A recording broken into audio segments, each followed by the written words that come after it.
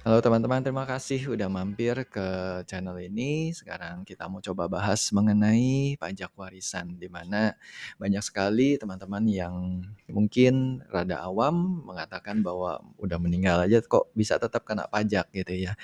Nah, secara singkatnya memang kalau kita melihat ya masih ada beberapa pembayaran yang harus dilakukan ketika warisan ini diberikan kepada ahli waris. Oke, kita langsung aja mulai. Jadi meninggal aja tetap kena pajak, Indonesia kelewat kreatif. Nah, kita akan membedah kata-kata ini sehingga kita bisa mendapatkan kesimpulan yang benar, apakah benar seperti itu. Nah, sekarang kita akan bahas yang pertama. Warisan itu dapat diibaratkan sebagai hadiah besar yang ditinggalkan oleh seseorang yang telah meninggal dunia kepada keluarganya atau pihak-pihak yang berhak. Hadiah ini dapat berupa berbagai macam harta, mulai dari uang tunai, perhiasan, kendaraan, hingga yang paling sering dibahas dalam konteks pajak, yaitu tanah dan bangunan. Intinya warisan adalah harta yang berpindah kepemilikan dari orang yang meninggal dunia kepada ahli warisnya. Dalam konteks perpajakan di Indonesia, terdapat hal penting yang perlu dipahami terkait warisan ini. Pada prinsipnya, warisan itu sendiri bukan objek pajak penghasilan, tapi ada syaratnya ya teman-teman. Ini berarti ketika seseorang menerima warisan, harta tersebut tidak langsung dikenai PPh.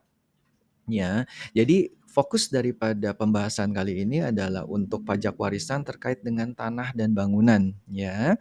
Nah, sebagai analogi sederhananya seperti ini. Bayangkan seseorang mendapatkan hadiah ulang tahun berupa sepeda baru. Sepeda itu sendiri saat diterima nggak langsung nih membuat penerimanya harus bayar pajak. Pajak mungkin baru muncul nanti jika sepeda tersebut dijual dan mendapatkan keuntungan. Konsep warisan kurang lebih sama, yaitu seperti sepeda itu. Namun terdapat pengecualian yang perlu diperhatikan. Meskipun warisan itu sendiri bukan objek PPh, pengalihan haknya itu masih bisa dikenakan. Ya, jadi kalau yang mendapatkannya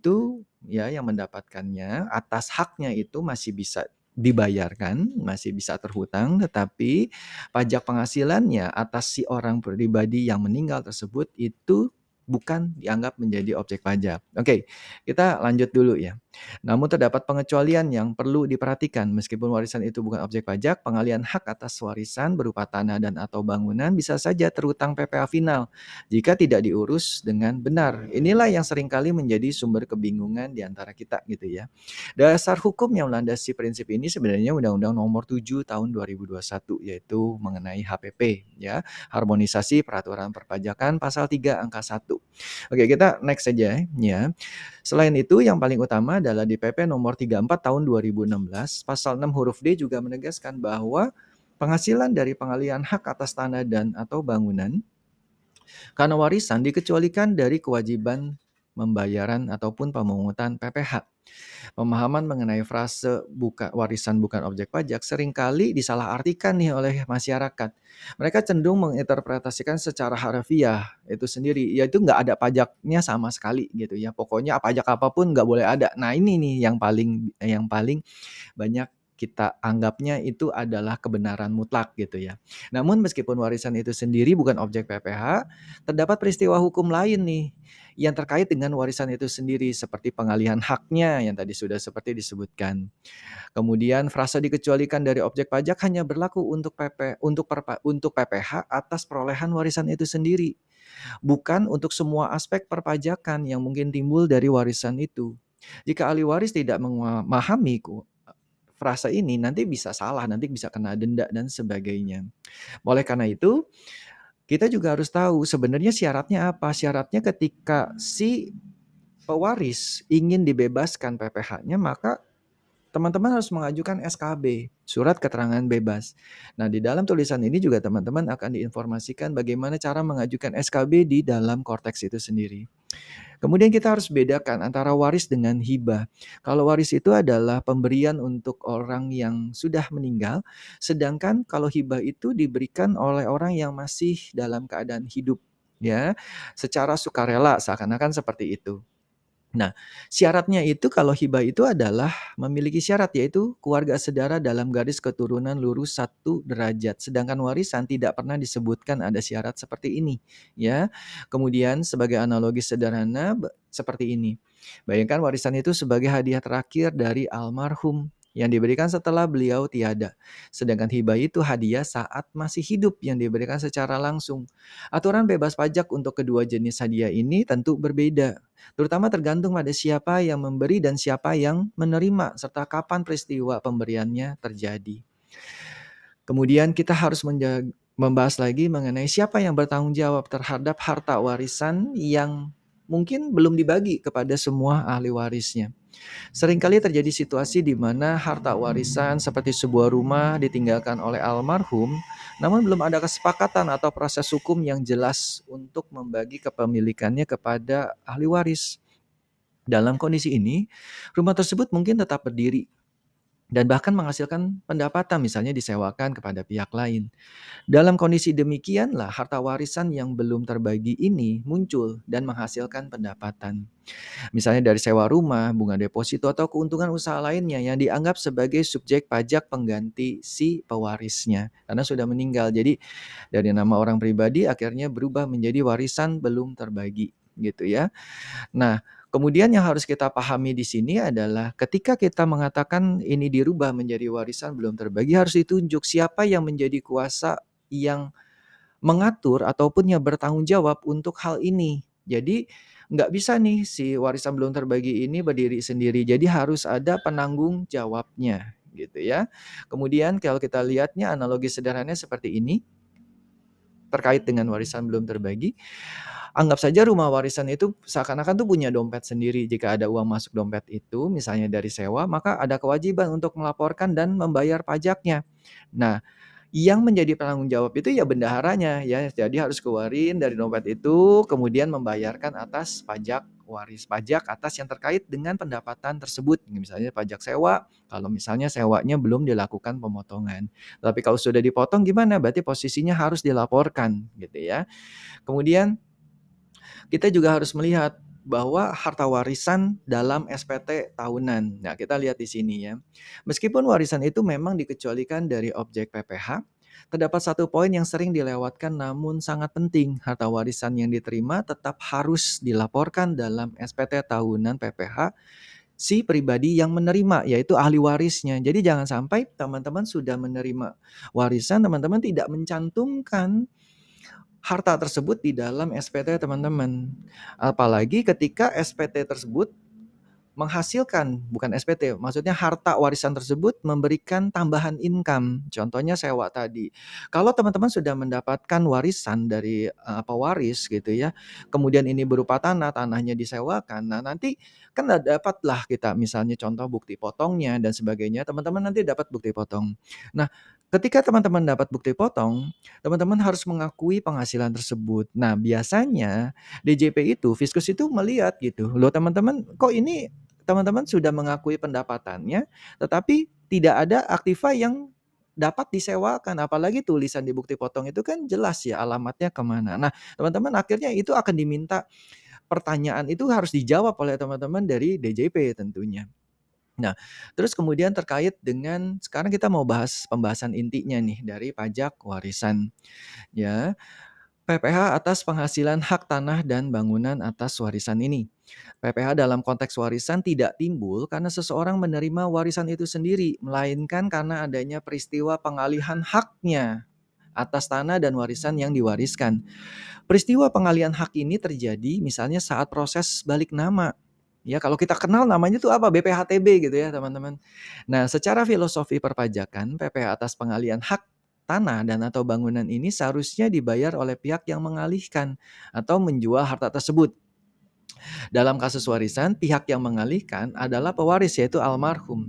Karena pewaris sudah meninggal dunia, kewajiban subjektifnya sebagai wajib pajak berakhir. Oleh karena itu, pengalihan hak karena warisan ini dikecualikan dari PPh asalkan ahli waris mengurus SKB PPh. Jadi yang mau dibahas ini sekarang adalah seakan-akan kalau kita bertransaksi di dalam transaksi normal itu ada pajak penjual, ada pajak pembeli. Nah, pajak penjual ini adalah yang kita sebut dengan PPh ini. Sedangkan pajak pembeli ini yang biasa kita sebut dengan BPHTB. Nah, yang dimaksud dengan yang dibebaskan itu adalah dari sisi pajak penjual ini. Ya kalau di dalam warisan ini adalah si pemberi warisnya, si pewarisnya. Nah, ini tuh dibebaskan, tetapi ininya tidak dibebaskan ya teman-teman, tetapi dia memiliki ketentuan sendiri nantinya. Nanti kita baca lagi ya. Sebagai analogi sederhana, bayangkan seseorang tuh membeli mobil bekas. Pajak penjualan mobil itu dibayar oleh si penjual. Dalam warisan tanah dan atau penjual atau bangunan, penjualnya adalah pihak almarhum tadi. Karena almarhum sudah tiada, pajak penjualannya itu dihapuskan. Ya, seakan-akan saja, seakan-akan dihapuskan. Asalkan ahli waris bisa menunjukkan surat bukti penghapusan itu, yaitu surat apa? Surat SKB itu. Tapi teman-teman jangan diambil secara mutlak ini ya. Nanti teman-teman mikir kalau jual mobil, nah, terus ada keuntungan nanti nggak ada masuk ke si pewarisnya. Nah itu jadi teman-teman jangan salah di situ. Ini hanya analoginya saja. Tetapi khusus untuk di dalam pengalihan hak dan tanah dan bangunan ini, si pewaris ini simpelnya adalah dibebaskan kalau punya SKB. Nah, teman-teman harus ngurus SKB ini ya. Jika SKB PPA tidak diurus atau tidak memenuhi syarat, maka pengalihan hak atas tanah dan atau bangunan warisan akan tetap terhutang PPA final. Jadi, teman-teman ketika mau mengalihkan hak ini gitu ya ke notaris dan sebagainya, sudah harus diurus dulu SKB-nya. Jangan datang ke notaris terus kemudian belum membawa SKB ini. Akhirnya teman-teman bisa dikenakan untuk pajak penghasilannya itu. Nah, teman-teman juga harus tahu bahwa tarif PPh-nya berapa sih? Tarif PPh sebenarnya kalau dibayarkan oleh teman-teman langsung itu nilainya adalah 2,5% untuk rumah ataupun rumah non sederhana. Tetapi kalau rumah sederhana dan sebagainya itu hanya 1%. Nah, pentingnya SKB PPh tidak dapat diremehkan. Dokumen ini merupakan kunci agar pengalihan hak tanah dan bangunannya ini dapat dibebaskan dari PPh final. SKB ini harus diserahkan kepada notaris sebelum ahli waris melanjutkan prosedur balik nama sertifikat. Apabila aplikasi SKB tidak memenuhi syarat, warisan yang semula dianggap bukan objek menjadi objek pajak alias teman-teman bayar kembali untuk pajaknya ini gitu ya. Pajak penghasilannya ini akhirnya teman-teman harus bayarkan. Penerbitan SKB PPh final memerlukan kehati-hatian. Jadi ceritanya tuh ada KPP yang menerbitkan SKB-nya ini bukan atas nama pewaris tetapi atas nama ahli waris. Nah, ini akan menjadi kerugian dari sisi negara. Teman-teman juga hati-hati ketika menggunakan SKB yang seperti ini. Kenapa begitu? Karena ketika teman-teman menggunakan SKB ini, pengalihan hak apapun yang terkait dengan harta ini menjadi dibebaskan. Nah, akhirnya ketika ini salah, teman-teman nanti bisa ditagihkan kembali ya. Jadi kalau berdasarkan tulisannya, maka secara otomatis yang benar adalah SKB-nya harus diterbitkan atas nama si pewarisnya gitu ya.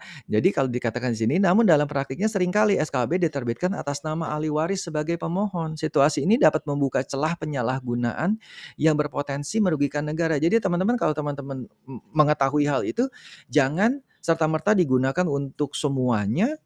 Kemudian teman-teman akhirnya didenda dengan nilai yang sangat besar gitu ya teman-teman ya. Kemudian terdapat 2 peristiwa hukum yang berbeda dalam skenario ini. Pertama, perolehan warisan dari pewaris kepada ahli waris yang bukan objek PPh dan dapat dibebaskan dengan SKB ini. Kedua, penjualan aset warisan oleh ahli waris kepada pihak ketiga. Ini terkait dengan kesalahan yang tadi ya teman-teman. Nah, oleh karena itu SKB seharusnya diterbitkan atas nama pewaris. Jadi kalau teman-teman menjual apa yang diwariskan ya berupa tanah dan bangunan ini, terus teman-teman dapat SKB-nya atas nama teman-teman gitu ya. Nah, itu jangan sampai digunakan. Nanti teman-teman bisa didenda gitu ya. Nah, kemudian tadi kita sudah bahas mengenai pajak penghasilan yaitu dari sisi si pewarisnya. Sekarang kita akan membahas mengenai BPHTB yaitu pengalihan hak atas yang diterima oleh si ahli warisnya, oke? Nah, BPHTB adalah pajak yang dikenakan atas perolehan hak tanah dan atau bangunan. Perolehan ini dapat terjadi melalui berbagai peristiwa hukum termasuk warisan.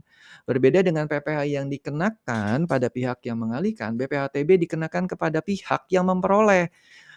Jadi teman-teman yang dapat gitu ya si ahli waris yang dapat. Nah, inilah ahli waris ini harus membayarkan BPHTB. Tetapi teman-teman ingat, tarif BPHTB memang secara umum 5% ya dari NPOP setelah dikurangin MPOP TKP yaitu nilai perolehan objek pajak tidak kena pajak.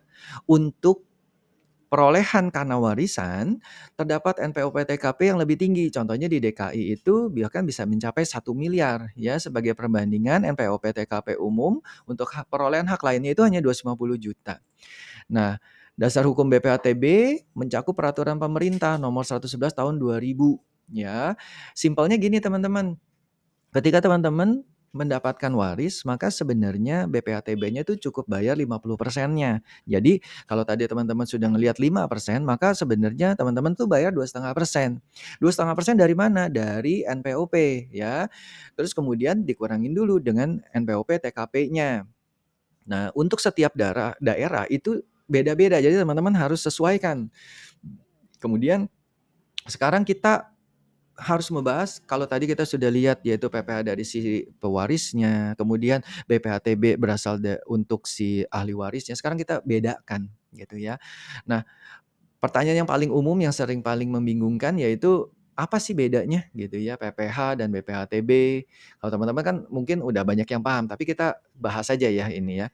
Nah, untuk PPh objek pajak, PPh dikenakan atas penghasilan yang diterima atau diperoleh dalam konteks pengalihan hak atas tanah dan atau bangunan. Objeknya adalah penghasilan yang diperoleh dari pengalihan hak tersebut. Ini berarti PPh dikenakan pada keuntungan atau nilai yang diperoleh oleh pihak yang mengalihkan. Dalam hal ini yaitu si pewarisnya. Subjek pajaknya siapa? Ya tentu pewaris, tetapi karena sudah almarhum, maka secara otomatis subjek pajaknya menjadi sudah tidak ada. Nah, filosofi warisannya gini. Warisan itu sendiri betul bukan objek pajak PPh. PPh atas pengalihan hak tanah dan atau bangunan warisan dapat dibebaskan jika memiliki SKB. Nah, kalau BPHTB gimana? BPHTB itu dikenakan atas perolehan hak atas tanah dan atau bangunan. Ini adalah pajak yang timbul karena adanya penambahan kekayaan. Jadi dari sisi ahli warisnya nih sekarang. Nah, ahli warisnya itu nambah hartanya, seakan-akan seperti itu. Nambah kemungkinan dia bisa menggunakan, yaitu haknya bertambah gitu ya. Nah, subjek pajaknya siapa? Tentunya para ahli waris itu sendiri gitu ya. Nah, filosofinya gimana? Ahli waris secara nyata memperoleh hak atas tanah dan atau bangunan. Peristiwa perolehan hak inilah meskipun berasal dari waris tetap menimbulkan kewajiban BPHTB karena ada penambahan nilai kekayaan bagi ahli waris. BPHTB itu pajak daerah teman-teman. Jadi teman-teman jangan berpikir bahwa oh ini pajak pajak semua. Iya betul pajak semua, tapi ini ada satu pajak pusat, satu pajak yang dipungut oleh daerah masing-masing. Jadinya seperti tadi disebutkan bahwa NPWP TKP pun itu ditentukan dari setiap masing-masing daerah gitu ya. Nah, ini perbedaannya gini, PPh yaitu dari sisi pewaris, pihak yang memberi atau mengalihkan hak karena kematiannya telah meninggal dunia. Karena kewajiban pajak yang berakhir, PPh-nya bisa dibebaskan dengan SKB. Kalau BPHTB, betul dia juga dapat hak yaitu sebesar 50%. Tetapi siapa yang dikenakan? Yaitu para ahli waris masing-masing gitu ya. Nah, kemudian cara mengajukan SKB-nya di Kortex gimana? Nah, cara mengajukannya sebenarnya yang pertama, siapa yang mengajukan? Yang mengajukan SKB ini, ya harus diajukan oleh ahli warisnya. Jika terdapat lebih dari satu ahli waris, maka permohonan dapat diajukan oleh salah satu ahli waris dengan sepengetahuan ahli waris lainnya. Terus kemudian caranya adalah masuk ke Kortex teman-teman. Teman-teman juga sudah tahu cara masuk ke Kortex seperti biasa. Kemudian akses menu layanan administrasi. Buat permohonan layanan administrasi. Terus kemudian teman-teman lihat di sini. Teman-teman pilih yaitu AS19 yaitu SKB PPh. Kemudian untuk subkategorinya teman-teman pilih SKB PPh atas penghasilan dari pengalihan hak atas tanah dan atau bangunan. Setelah itu teman-teman lakukan seperti biasa yaitu klik alur kasus, kemudian unggah setiap dokumen yang dipersyaratkan, lengkapi pernyataannya, kemudian verifikasi dan seterusnya teman-teman sampai hal ini selesai. Untuk tulisan ini semua supaya nggak terlalu panjang, teman-teman bisa membaca di pphppn.blogspot.com. Nanti linknya aku akan sertakan juga, jadi teman-teman bisa membaca secara lebih detail. Kemudian untuk SKB ini syarat-syaratnya apa? Ya yang pertama surat permohonan, nanti kalau secara online kan jauh lebih mudah ya teman-teman. Terus kemudian surat keterangan pembagian warisan, bukti kepemilikan tanah, SPPT PBB yang tahun berjalan, kemudian akta kematian pewaris, ada kartu keluarga, KTP, NPWP, ahli waris, dan pewaris. Surat pernyataan dari ahli waris lain yang menyatakan tidak keberatan, kemudian Ya, karena kan ini diwakilkan gitu ya. Dokumen yang membuktikan hubungan keluarga sedarah garis lurus, walaupun ini sebenarnya tidak ada ya teman-teman, tidak ada di dalam tulisannya harus keturunan sedarah ataupun garis keturunan lurus gitu ya. Kemudian salinan SPT tahunan PPh pewaris tahun terakhir atau surat keterangan yang menyatakan bahwa pewaris memiliki penghasilan di bawah PTKP, kalau memang di bawah PTKP, kalau enggak ya enggak gitu ya. Kemudian syarat materialnya apa? Yang pertama, akurasi dan kekonsistenan data, termasuk keakuratan identitas ahli waris, kelengkapan dokumen, ya pelaporan harta oleh pewaris. Jadi si pewaris itu juga sudah harus ada hartanya di dalam SPT-nya si pewarisnya. Kalau nggak ada gimana?